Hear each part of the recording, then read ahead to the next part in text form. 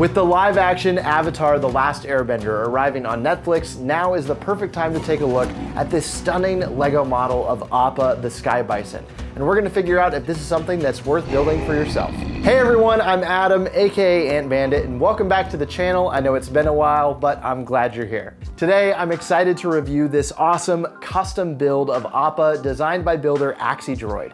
Now, I purchased all the parts to build this model myself, and I downloaded the instructions over on his Rebrickable page where he currently has them on sale for €25 or about $27 US if you'd like to build this one yourself. If you don't know what Rebrickable is, it's a website where you can purchase and download tons of custom LEGO instructions from builders all over the world. There's a huge library of amazing designs and alternate builds, and it's a great way to show support for LEGO artists that you enjoy. Now, while this is not an official set, we did get Last Airbender sets from LEGO back in 2006 in the form of 3828 Air Temple and 3829 Fire Nation ship. Unfortunately, these two sets are the only ones we ever got from the theme because at the time, LEGO was testing it against another Nickelodeon property. Oh, who lives in a pineapple under the sea? LEGO SpongeBob sets sold far more and was chosen as the theme to continue receiving future releases. And nowadays, those two Avatar sets, along with the figures, have skyrocketed in value on the aftermarket. I know there are a lot of fans out there like myself that would love to see LEGO Avatar make an official comeback. And right now we have no idea if that will happen. We have the new show coming out, so it's always a possibility. But for now, we have amazing custom designs like this one to hold us over. So let's dive in and take a closer look at Appa.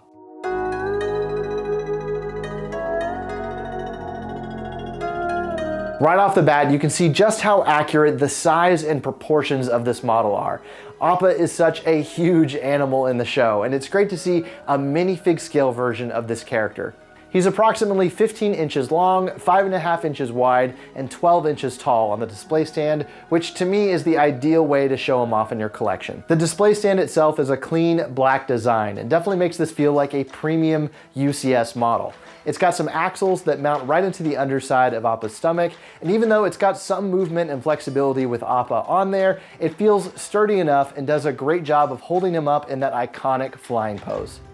Looking closer at Appa's body, there's some great techniques used here with a bunch of different curved slopes to represent the texture of his furry shape. This is a really difficult thing to do with LEGO, so I am very impressed with how it turned out. I really like this section up by his shoulders where it looks like there's multiple layers of overlapping fur, and there's even fur hanging off the sides of his body. Each of his legs has subtle fur detail, which looks really great, along with some limited articulation. You can independently move each of them forward and backwards, but the front two do have some restricted movement considering the placement of the head. Now, the legs do sometimes get caught on the pieces around them, but considering this is a display model, I'm totally fine with this level of articulation.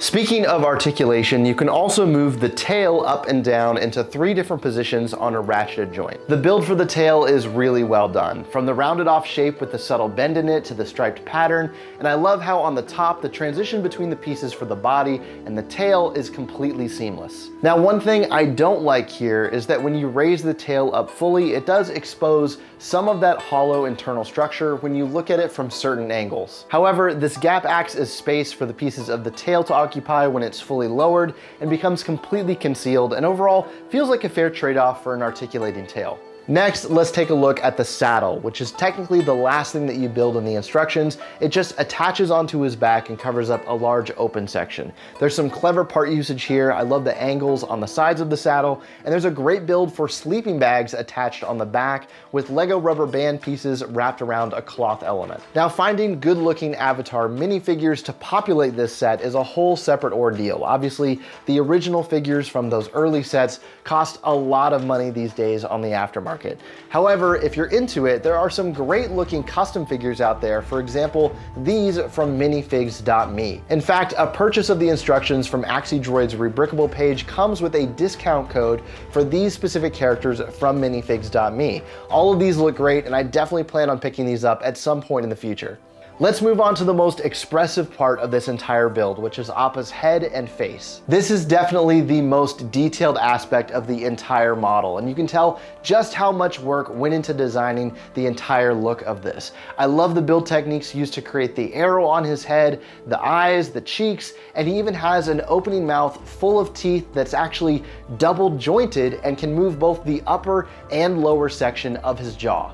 Now the finished mouth looks fantastic, but for me personally, this was definitely the most challenging feature on the entire build. It's attached at such a specific angle in order for it to open and close correctly, so it definitely takes some fiddling around with. For the eyes, AxiDroid recommends using an old sticker sheet and an X-Acto knife to cut out small teardrop shapes to create Appa's white pupils, and this definitely looks way more accurate.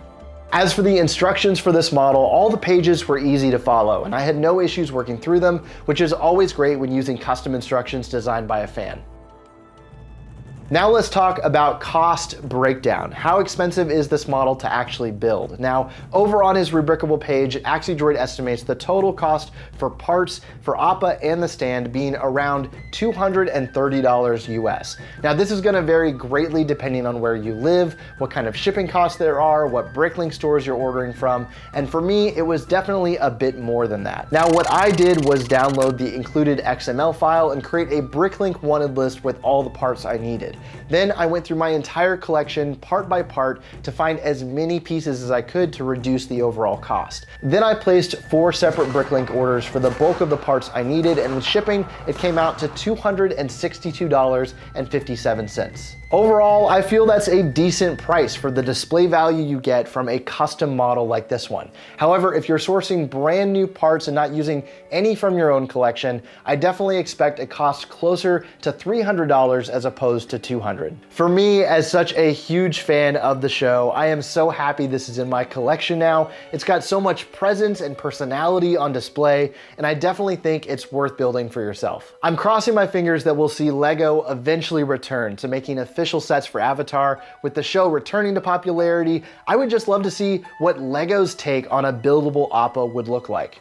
That's about it for this review. If you want to build Appa for yourself, check out the instructions linked down in the description below. And while you're down there, hit that subscribe button and make sure to like this video. Once again, I'm Adam. Thanks so much for watching, and I'll see you in the next one.